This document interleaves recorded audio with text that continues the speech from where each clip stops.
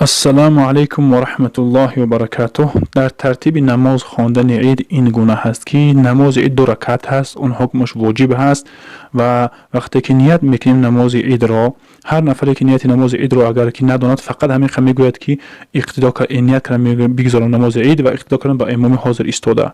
یک نفری هست که شاید که نماز عید رو نیتش ازیاد کردن برای قیم باشد، اما انسانی که ازیاد میکنن نیت کنن بگذارن 2 رکعت نماز عید فطر باشد که نماز عید قربان باشد، هر دوش یک نوعی هستند و با جمله تکبیراتش که واجب این وقت است اقتدا کردن با امام حاضر ایستاده میگوید خالص الله اکبر میگوید. اما یک نفر تکبیرات مثلا که نیت عید رو ندارد، فقط همین میگه نیت کردم بگذارم 2 رکعت نماز عید اقتدا کردن با امام حاضر ایستاده.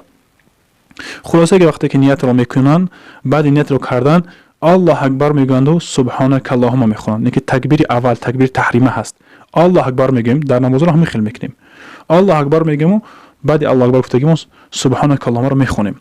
بعد سبحانك اللهم رو خواندن 3 بار دیگه الله اکبر میگوییم، یعنی که الله اکبر الله اکبر الله اکبر گفته بعد سبحانك اللهم خواندن 3 بار دیگه الله اکبر. این تکبیرات عیدش میگن. در این 3 تکبیرات دستامون با گوشمون میبرداریم، یعنی که 3 بار هم دستامون به گوشمون میبرداریم، هم الله اکبر گفتنده. بعد از آن امام اعوذ بالله را میگه، اعوذ بالله من الشیطان الرجیم، بسم الله الرحمن الرحیم میگه، پس بعد از آن الحمد میخواند، بعد الحمد میگم سوره میخواند، بعد الله اکبر میگه، رکوع میرود، سجود میرود، بعد در رکعت دوم که وقتی که برمیخیزد بلند میشود، در این حالت با بسم الله اعوذ بالله من الشیطان بسم الله میگه، پس الحمد را میخواند، بعد الحمد میگم سوره میخواند. وقتی الحمد قطعا سوره که خوانیم رکوع نمیرود، در این حالت همون جاش ایستاده با 3 بار دیگه الله اکبر میگوید، یعنی که الله اکبر الله اکبر الله اکبر میگوید. در همین حالت 3 بار الله اکبر تکبیرات عید میگوید، 4م بار الله اکبر گفتنش بعد رکوع میرود، 4م بار برای رکوع رفتنش الله اکبری علاهیده میگوید، یعنی که 3 تکبیر عید در اون نمیدروید. یعنی که در نماز عید از غیر اون تکبیرهایی که ما میگوییم 6 تکبیر دیگه زیاد دارد.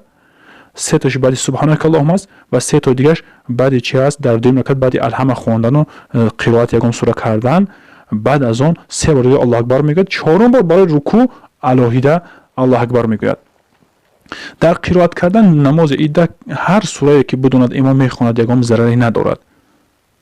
وقتی که در رکعت دوم 4م بار که الله اکبر میگوییم برای رکوع رفتن، در اونجا دستمون نمیبرداریم، میگه خلاص دیگر نماز عید به همین بگیم که وقتی که رکوع می رود، سجود می رود، اتحیات می خواند، صلوات را می خواند، دعا را می خواند، بعد از آن سلام می دهد. نماز عید به این ختم شد.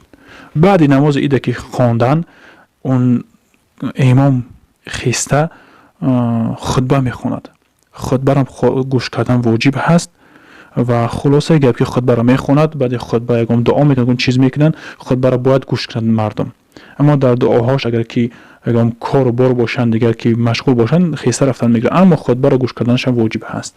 نماز عید از نمازهای نفل از دیگر نمازهای 2 رکعته همین فرق دارد که 6 تکبیر زیاد دارد. همون 6 تکبیرش 3 تکبیرش در رکعت اول بعد سبحانك اللهم میخوانند و 3 تکبیر دیگرش در رکعت دوم بعد الحمد خواندن و سوره خواندن، 3 تکبیر دیگری نماز چی بعد الحمد و زمین سوره میخوانند. یعنی که از دیگر نمازها کرده 6 تکبیر زیاد دارد، همین تکبیرات عید میگن. اگر در نماز عید رفته که یگام فراموش شد یگام تکبیر همین نماز عید، مثلا در رکعت اولش 3 تا باید میگفت یا که 2 تا گفت، یا که در رکعت اولش 3 تا تکبیرات عید گفت، اما در رکعت دومش مثلا 3 تا تکبیرات عید میگفت، 2 تا گفت و 3م بار تکبیر گفت و رکوعش رفت، مثلا یگام چیزها هم خیلی چیزها فراموش شد، یگام کار شد که سجده سهو واجب شد.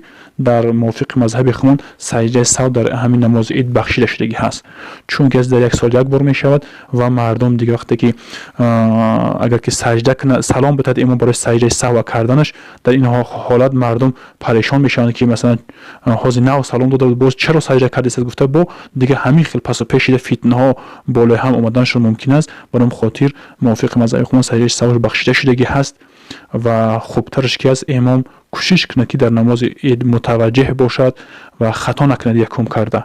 دوم که خطا کرد دیگر اون اصلاح کرده نمیشد، دیگر هم نماز مردم پورا کرده میدهد و دیگر سجده سهو نمیکند. والله اعلم و علم. السلام علیکم و رحمت الله و برکاته.